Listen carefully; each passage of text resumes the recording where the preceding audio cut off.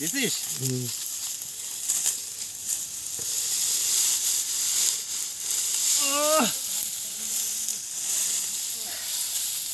মনে আছে যে? ভুলে হয় কোনোদিন? মনে হয় না, আছে যে মনে আছে যে। আচ্ছা না দি।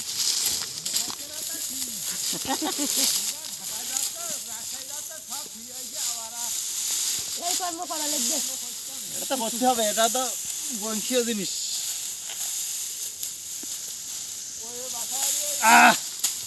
কি সুন্দর করে বানলাম।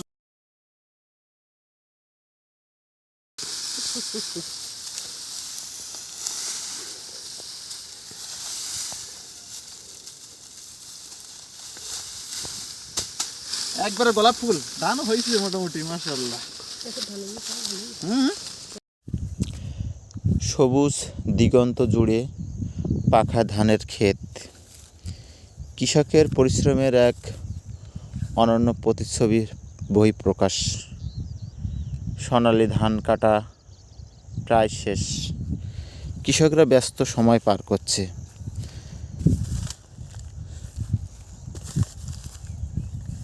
ধান কেটে 7 থেকে 8 দিন রোদ্রে ফেলে রাখার পরে যখন ধানগুলো শুকিয়ে গেছে, তখন কৃষকের পরম সুন্দর হাতের পরশে ধানগুলো আটিবদ্ধ হচ্ছে।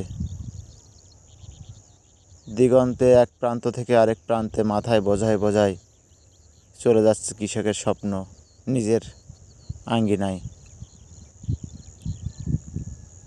ধান কাটার পরে যে বাকিটুকু অংশ নাড়া পড়ে আছে একবারে চকচকে, রৌদ্রে এক সুন্দর দৃশ্য তৈরি করেছে। মাঠে মাঠে ধান কেটে রৌদ্রে ফেলা আছে। বন্ধুরা, যদি আমার ভিডিওটি ভালো লাগে অবশ্যই আমার চ্যানেলটি সাবস্ক্রাইব করবেন, লাইক করবেন, শেয়ার করবেন। অনেক দিন পরে গ্রামে আসলাম, বাড়ির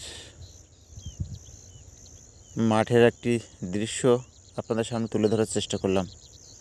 আশা করি পর্দা বানতেছে, এখানে কাকা বানতেছে, আর এই যে বড় কৃষক কামা ঈশান। ধন্যবাদ।